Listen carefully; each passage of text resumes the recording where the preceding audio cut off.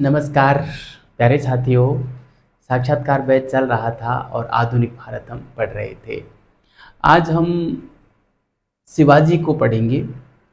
मतलब शिवाजी से संबंधित जो भी प्रश्न पूछे जा सकते हैं साक्षात्कार में, उन पे हम आज चर्चा करने वाले हैं। ठीक है, जैसा कि मैंने बताया आपको कि क्रिटिकली प्रश्न ही मैं यहाँ पे बताऊंगा। बाकी तो अपने पीडीएफ में मैंने काफ़ी कुछ प्रश्न डाले हुए हैं और उनके शानदार आंसर मैंने तैयार किए हैं, तो उसको आप पढ़ लेना। ठीक है, और कुछ जो महत्वपूर्ण प्रश्न हैं जिनको मुझे लगता है कि यहाँ पे आके बोलना चाहिए, आपको स्पेशली बताना चाहिए, उनके ऊपर मैं यहाँ पे चर्चा कर लेता हूँ। ठीक है, तो प्यारे साथियों देखिए, शिवाजी से कई प्रश्न बनते हैं, बड़े महत्वपूर्ण बनते हैं, जिसमें सबसे पहला प्रश्न तो यही बनता है मराठा शब्द को लेकर कि मराठा शब्द का क्या अर्थ होता है और मराठे कौन थे, है ना। दो प्रश्न तो ये हो गए। इसके बाद शिवाजी की तुलना अक्सर महाराणा प्रताप से की जाती है। ये सबसे बड़ा प्रश्न है और क्रिटिकली प्रश्न है। इसमें आप ये नहीं कह सकते कि सॉरी सर, है ना। हर कंडीशन में आपको यहाँ पे बोलना ही बोलना होता है। ठीक है, तो अब चूंकि हर कंडीशन में बोलना होता है, तो इस प्रश्न को लेकर ही खासकर मैं आया हूँ, वरना बाकी चीज़ें तो आप पुस्तकों में पढ़ लेंगे। दूसरी चीज़, और शिवाजी से क्या प्रश्न बनते हैं, वो बनते हैं शिवाजी के प्रशासन से, जिसमें अष्टप्रधान को लेकर सवाल बनता है। फिर शिवाजी के राजस्व से, राजस्व प्रणाली जो थी वहाँ से भी आपको दो प्रश्न देखने को मिलते हैं, चौथ और सरदेशमुखी क्या थे। ठीक है, तो इस प्रकार से 6-7 प्रश्न बड़े अच्छे बनते हैं शिवाजी को लेकर। और बाकी तो शिवाजी के अभियान को लेकर, पुरंदर की संधि सबसे बड़ी घटना है शिवाजी के समय की, तो वहाँ से भी प्रश्न कई बार पूछ लिया जाता है। लेकिन पुरंदर की संधि मुझे नहीं लगता कि किसी को आती नहीं होगी, उसकी शर्तें वगैरह सबको पता होंगी, तो उसके ऊपर मैं ज़्यादा चर्चा नहीं करूँगा। मैं ये जो क्रिटिकली प्रश्न आपके सामने रखे हैं, इनके ऊपर ही चर्चा करने वाला हूँ। ठीक है, तो प्यारे साथियों, आपको मज़ा आ रहा होगा कोर्स में, और किसी भी प्रकार की क्यूरी हो तो आप मेरे को जो नंबर हैं उसके ऊपर आप कॉल करके या व्हाट्सएप मैसेज करके मेरे से आपकी जो भी प्रश्न है उसके जवाब मेरे से ले सकते हैं। ठीक है, बेझिझक प्रश्न करें और मैं उनके जवाब अवश्य दूंगा। चलिए आज के इस सेशन की शुरुआत करते हैं। सबसे पहले मराठा शब्द का क्या अर्थ होता है उसकी मैं चर्चा कर लेता हूँ। देखो प्यारे साथियों, सॉरी, मराठा शब्द का अर्थ होता है महान संघर्ष। ठीक है, बस इतना ही है। और दूसरा ये कि मराठे कौन थे, कहाँ से आए, तो मैं आपको बता दूं, मराठे जो थे उनका संबंध राजस्थान से यानी कि राजपूतानी से रहा है। राजपूतानी में जो मेवाड़ रियासत है वहाँ पे गुहिल वंश हुआ था। गुहिल वंश की जो सिसोदिया शाखा थी, उस सिसोदिया शाखा के कुछ जो शासक थे वो मेवाड़ से चलकर और दक्षिण में जो सह्याद्री पर्वत है वहाँ चले गए थे, है ना, जिसको पश्चिमी घाट बोलते हैं, सह्याद्री जिसको बोलते हैं, वहाँ पर चले गए थे, सह्याद्री चले गए थे। तो ये लोग ही मराठा कहलाए थे, है ना। ये लोग जहाँ रहे उस क्षेत्र को मावल क्षेत्र कहा जाता था।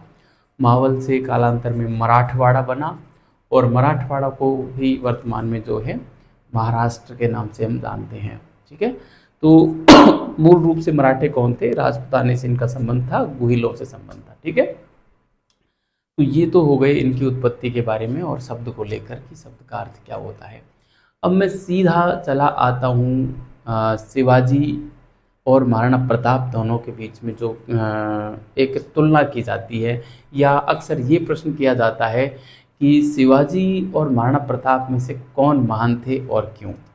ठीक है, इस प्रकार का प्रश्न आपसे पूछा जा सकता है।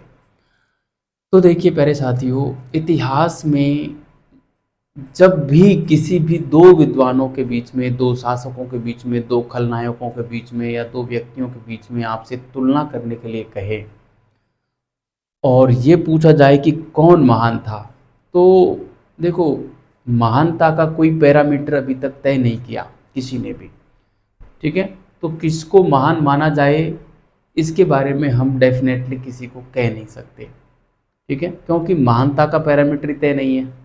अब क्योंकि साक्षात्कार में फिर पूछा जाएगा कि फिर भी आपकी दृष्टि में आप क्या मानते हैं, है ना, कि शिवाजी महान थे या प्रताप महान थे, उनके कार्यों को देखकर आपको क्या लगता है ना, ये आपसे फिर पूछा जाएगा, क्योंकि वो आपके विचार जानना चाहते हैं। ठीक है, आपने मान लो प्रारंभ में तो ये कह दिया कि सर देखो, ये इतिहास के साथ में अन्याय होगा यदि हम किसी एक व्यक्ति को महान ठहराएं, क्योंकि दोनों ही योद्धा अपनी अपनी परिस्थिति में और अपनी अपनी जो है स्थिति को लेकर महान ही थे, तभी तो हम इतिहास में उनको पढ़ते हैं। लेकिन फिर भी वो क्रॉस क्वेश्चन के रूप में यही कहेंगे कि फिर भी आप क्या मानते हैं, दोनों में से यदि आपको एक को चुनना हो तो आप किसे चुनेंगे, इस प्रकार का प्रश्न वो पूछेंगे आपसे।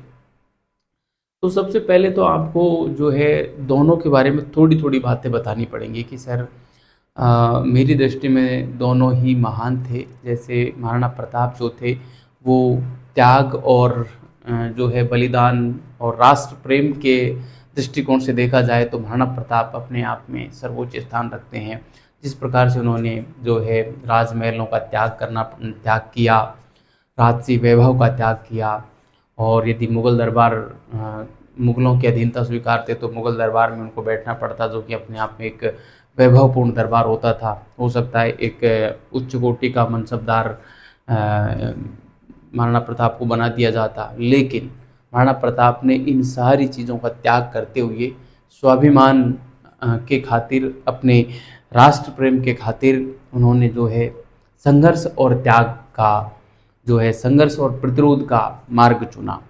इसलिए महाराणा प्रताप का इतिहास में अपना ही एक अलग स्थान है और उनके स्थान को शायद ही कोई ले। ठीक है, लेकिन शिवाजी का भी अपना ही एक स्थान है। सॉरी, शिवाजी ने भी जिस प्रकार से एक विशाल मराठा साम्राज्य की स्थापना की, एक व्यवस्थित कर प्रणाली लागू की, नौसेना की व्यवस्था उस ज़माने में शिवाजी ने कर ली, सुदृढ़ साम्राज्य गठित किया। तो प्रशासन की दृष्टि से देखा जाए, एक व्यवस्थित जो है राज्य की स्थापना को लेकर देखा जाए तो शिवाजी का भी इतिहास में अपना ही एक स्थान है। ठीक है, तो इस प्रकार से आपको दोनों की अच्छाई बतानी है। उसके बाद आपको फिर कहना है कि सर यदि इन दोनों में से यदि किसी एक को चुनना पड़े तो मैं फिर महाराणा प्रताप को जो है चुनना पसंद करूँगा, क्योंकि जिस प्रकार से महाराणा प्रताप ने बिल्कुल सीमित संसाधनों के होते हुए, एक छोटा सा राज्य था मेवाड़, और एक विशाल शक्ति मुगलों से लगातार प्रतिरोध किया, कभी उनके सामने घुटने नहीं टेके, लगातार प्रतिरोध करते रहे, संघर्ष करते रहे और अपने स्वाभिमान और देश प्रेम को कभी आंच नहीं आने दी, इसलिए वो महान थे। ठीक है, क्योंकि शिवाजी एक दो जगह शिवाजी पराजित भी हुए थे, पुरंदर की संधि करनी पड़ी थी और जो है मुगलों के दरबार में भी शिवाजी को जाना पड़ा था, लेकिन महाराणा प्रताप कभी नहीं गए। इसके अलावा महाराणा प्रताप जो थे वो अपने दुश्मन का भी सम्मान करते थे, है ना, कभी छल कपट का सहारा नहीं लेते थे। तो ये सारी चीज़ें महाराणा प्रताप को महान बनाती हैं। एक बार आपको पता होगा अब्दुल रहीम खान खाना का जो परिवार था, उनकी स्त्रियां वगैरह, ये महाराणा प्रताप के बेटे अमर सिंह ने उनको जो है गिरफ्तार कर लिया था, और जब महाराणा प्रताप के सामने उनको ले जाया गया तो महाराणा प्रताप ने कहा था कि नहीं, हमारी लड़ाई स्त्रियों से नहीं है, हमारी लड़ाई मुगल राज्य के जो नागरिक हैं उनसे नहीं है, मुगल राज्य से है, इसलिए इनको सह सम्मान वापस छोड़ा जाए। तो इतने महान थे महाराणा प्रताप, है ना। जबकि शिवाजी ने कई जगह जो है छल कपट का सहारा लिया और जो है गुरिल्ला युद्ध पद्धति अपनाई, तो कहीं न कहीं दोनों में थोड़ा सा अंतर पाया जाता है। इसलिए हम जो है शिवाजी के प्रति या शिवाजी को सेलेक्ट न करके और महाराणा प्रताप को सेलेक्ट करते हैं। ठीक है, इस प्रकार से अपनी बात को रख के और आगे बढ़ना है। देखो, शिवाजी की बुराई तो वहाँ पे नहीं करनी है ना, केवल महाराणा प्रताप का पक्ष ही रखना है कि महाराणा प्रताप इस संदर्भ में महान थे, बस शिवाजी में बुराई नहीं देखनी है, क्योंकि दोनों ही हमारे देश के जो है बहुत बड़े व्यक्तित्व रहे हैं और हमारे देश के गौरव रहे हैं दोनों ही, तो कमी हम उसमें भी नहीं देख सकते। ठीक है, क्योंकि ये कहीं न कहीं राष्ट्र प्रेम के थोड़ा सा खिलाफ हो सकता है। और कोई जो इंटरव्यूअर है मान लो वो महाराष्ट्र से ही आया हुआ है इत्तेफाकन, तो कहीं न कहीं उसको चुभ सकती है ये बात कि पक्षपात कर रहा है, ये स्वयं राजस्थान का है, इसलिए राजस्थान वाले को ज़्यादा तवज्जो दे रहा है, महाराष्ट्र में या इधर साइड जो शिवाजी हुए थे तो उनको थोड़ा कम तवज्जो दे रहा है। तो इस प्रकार का भेदभाव उनको नज़र ना आए, इसलिए शिवाजी के अंदर आपको बुराई न देखकर उसकी अच्छाइयों का ज़रूर बखान करें और फिर सेलेक्ट करने में लास्ट में जाके महाराणा प्रताप को सेलेक्ट करते हुए और उनके पक्ष में दो बातें बोल दें। ठीक है, तो इस प्रकार से आप इस प्रश्न का जवाब दे सकते हैं। मुझे लगता है आप लोगों को बढ़िया तरीके से इस प्रश्न का जवाब आ गया होगा कि शिवाजी और प्रताप में से कौन महान थे। ये ध्यान रखना, इसी प्रकार से आपको XYZ इतिहास में किन्हीं भी दो व्यक्तियों के बीच में तुलना करने के लिए बोला जाए तो आपको ऐसे ही कहना है कि सर महानता का कोई पैमाना नहीं है और दोनों ही व्यक्तित्व अपने अपने जगह पे महान रहे हैं, इस प्रकार से जवाब देना है। और लास्ट में यदि फिर भी दोनों की फिर कुछ उपलब्धियां भी बतानी है और लास्ट में जाके ये कहना है कि यदि मुझे एक चुनना पड़े तो मैं इस पक्ष के साथ में जाऊंगा, इसलिए जाऊंगा। उसकी अच्छाइयाँ बता दो बस, दूसरे की बुराई बताने की आवश्यकता नहीं है। ठीक है, तो ये था प्यारे साथियों अकबर और शिवाजी के बीच में एक तुलनात्मक विवरण। अब मैं शिवाजी के और शिवाजी के प्रशासन की ओर मैं थोड़ा सा जाना चाहूँगा। अष्टप्रधान को लेकर आपसे प्रश्न जो है वो पूछा जा सकता है कि अष्टप्रधान से क्या मतलब है, क्या था अष्टप्रधान। तो प्यारे साथियों, शिवाजी ने अपने प्रशासन को व्यवस्थित तरीके से संचालित करने के लिए 8 अधिकारियों की नियुक्ति की थी योग्यता के आधार पर। उन 8 अधिकारियों को अष्टदिग्गज कहा जाता था। ठीक है सॉरी, अष्टदिग्गज किसे कहा जाता था कि शिवाजी ने अपने प्रशासन को बेहतर तरीके से संचालित करने के लिए 8 अधिकारियों की नियुक्ति योग्यता के आधार पर की थी। इन 8 अधिकारियों को ही अष्टदिग्गज कहा जाता था। ये वंशानुगत नहीं थे और ये कोई मंत्री नहीं थे। ठीक है, क्योंकि मंत्री की नियुक्ति आपको पता है कैसे होती है ना। अधिकारी तो देखो, अधिकारी वर्तमान में कैसे बनते हैं, RAS IAS की एग्ज़ाम पास करके, और कौन जाता है उसमें, जिसमें योग्यता होती है वो। जबकि मंत्री कौन बनते हैं, हम किसी को चुनाव किसी भी नेता का चुनाव करते हैं MLA या MP का, और वो MLA या MP ही जाके जो है मंत्री बनते हैं। तो मंत्रियों के अंदर योग्यता नहीं होती, केवल समर्थन होता है ना। जबकि अधिकारी वो होता है जिसके अंदर योग्यता होती है। तो अष्टदिग्गज जो थी वो किसी भी कंडीशन में मंत्री परिषद नहीं थी या मंत्रिमंडल नहीं था, वो योग्यता के आधार पर चुने गए अधिकारियों का एक समूह था एक तरीके से। ठीक है, तो ये ध्यान रखना। और इन लोगों को जो शिवाजी वेतन देते थे वो नकद देते थे, भूमि वगैरह नहीं देते थे ना। अब अष्टप्रधान के बारे में जब आपसे पूछेंगे तो आपसे सॉरी ये भी पूछा जा सकता है कि अष्टप्रधान में कौन कौन शामिल हो सकते थे, कोई 2 पदाधिकारी या 4 पदाधिकारियों के नाम बताइए। ठीक है, तो यहाँ से ज़रूर एक क्रॉस क्वेश्चन के रूप में ऐसा सवाल पूछा जा सकता है। 8 के नाम पूछना थोड़ा मुश्किल है, यही पूछेंगे कि कोई 4 के बता दो, हम 8 के बताते हैं तो आपके लिए बड़ी अच्छी बात रहेगी, एक प्लस पॉइंट रहेगा। ठीक है, तो देखिए सॉरी, जो शिवाजी थे वो स्वयं अपने साम्राज्य के प्रमुख हुआ करते थे, जो मुख्य अपने सिंहासन पर बैठते थे। उनके बाईं ओर तो 4 अष्टप्रधान बैठते थे और दाईं ओर भी 4 अष्टप्रधान बैठते थे। ठीक है, तो जो दाईं ओर 4 अष्टप्रधान बैठते थे उसमें सबसे आगे बैठता था पेशवा खुद, है ना। पेशवा बैठता था जो कि सबसे बड़ा पद होता था। पेशवा को वर्तमान में प्रधानमंत्री की तरह देखा जाता है ना। मतलब शिवाजी के जो प्रशासन था उसका प्रमुख होता था एक तरीके से, है ना। पेशवा के बारे में आप सभी को पता है। तो एक तो पेशवा होता था, उसके बाद अमात्य होता था, उसके बाद तीसरे नंबर पे सचिव, और फिर होता था मंत्री। ठीक है, तो 4 लोग तो ये होते थे। मंत्री देखो यहाँ पे एक पदाधिकारी का नाम है।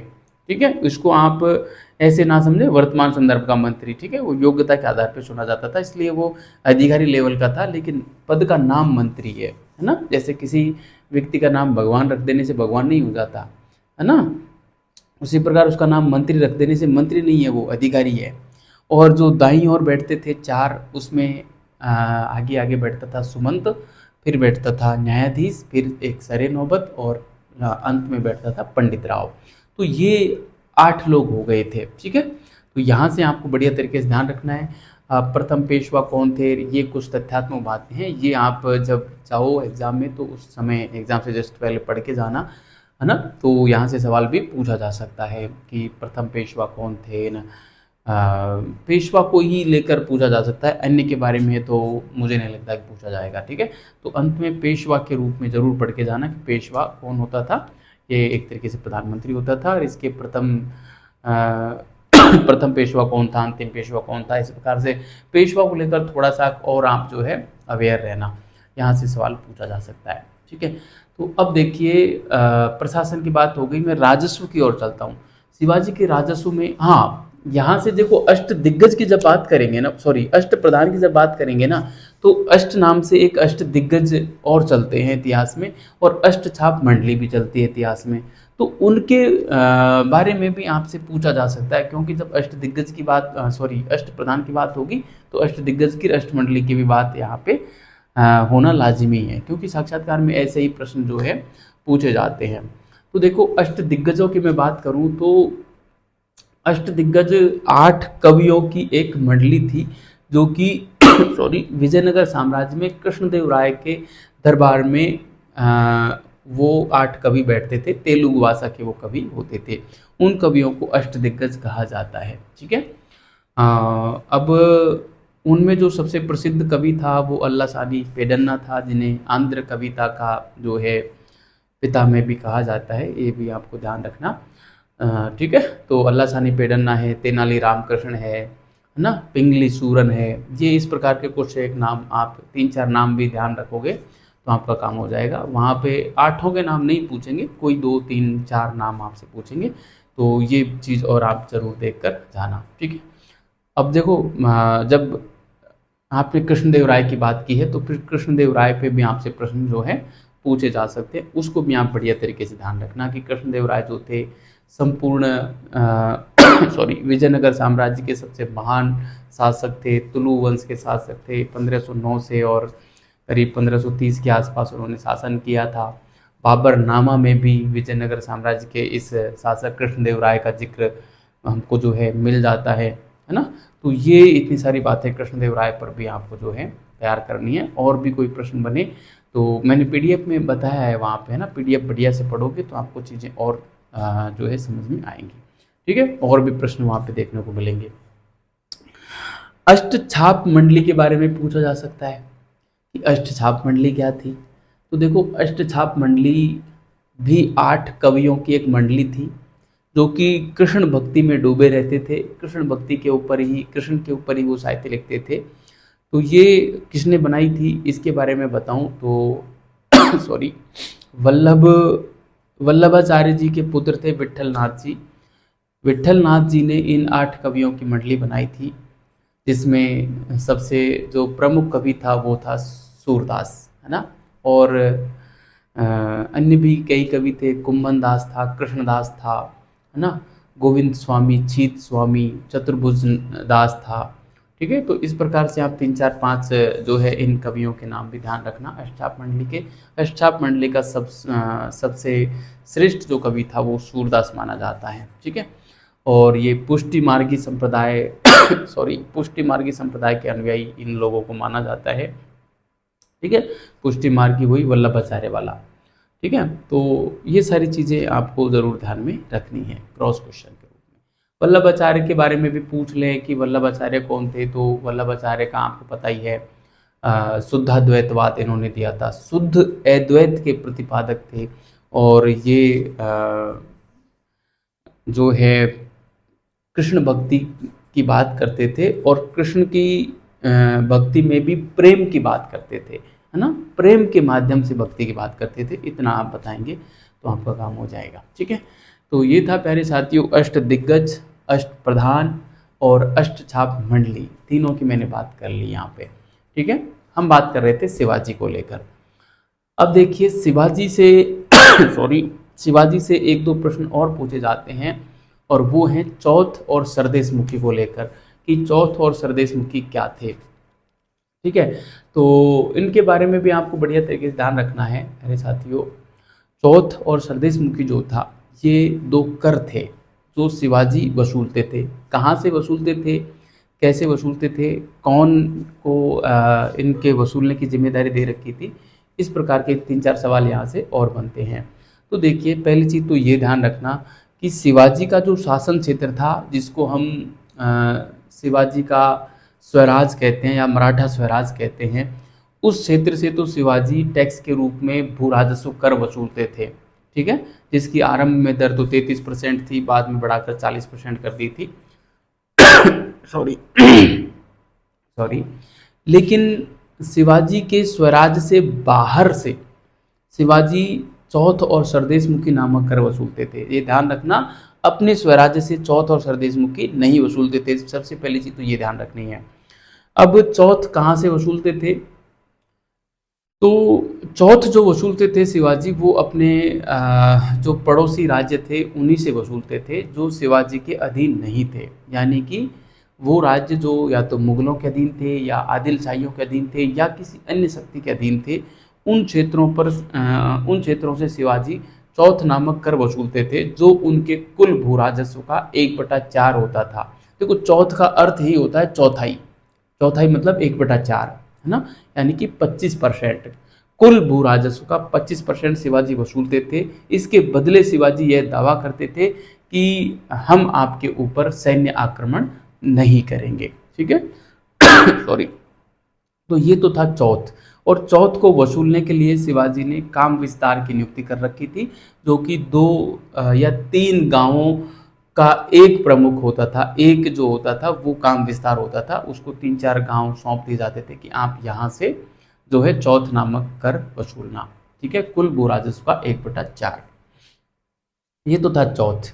सरदेश मुखी क्या था, सरदेश मुखी भी ऐसे क्षेत्रों से वसूला जाता था, मराठा स्वराज के बाहर के क्षेत्रों की बात कर रहे हैं, है ना। ऐसे क्षेत्रों से सरदेश मुखी कर वसूला जाता था जिन क्षेत्रों पर शिवाजी अपना वंशानुगत अधिकार मानते थे, था नहीं, केवल मानते थे, है ना सॉरी। और अपना वंशानुगत अधिकार मानते हुए शिवाजी ये कहते थे कि इस क्षेत्र का मैं जो है प्रमुख हूँ, अधिपति हूँ। ठीक है, सरदेश मुख हूँ यहाँ का, और यहाँ का सरदेश मुख होने के नाते मैं यहाँ पे कुछ शासन व्यवस्था करूँगा, उसके बदले में आपसे यह कर ले रहा हूँ। ठीक है, तो शिवाजी अपने आप को उस क्षेत्र का सरदेश मुख मानते थे, उस क्षेत्र से सरदेश मुखी कर वसूलते थे वहाँ की शासन व्यवस्था हेतु। ठीक है, इसको बोलते थे सरदेश मुखी कर। और सरदेश मुखी कर वसूलने के लिए शिवाजी ने गुमास्ता नामक एक व्यक्ति की नियुक्ति कर रखी थी, वो ही सरदेश मुखी नामक कर वसूलता था। और सरदेश मुखी जो कर था ये सॉरी, जो चौथ वसूली जाती थी उस चौथ का 1/10वां हिस्सा होता था। ठीक है, 1/10वां हिस्से के रूप में जो है सरदेश मुखी को वसूला जाता था। तो ये था प्यारे साथियों शिवाजी से पूछे जाने वाले जो कुछ प्रश्न थे, उनकी बात मैंने यहाँ पे की। मैं फिर बता दूँ, देखो कौन कौन से प्रश्न यहाँ पे मैंने बताए हैं आपको।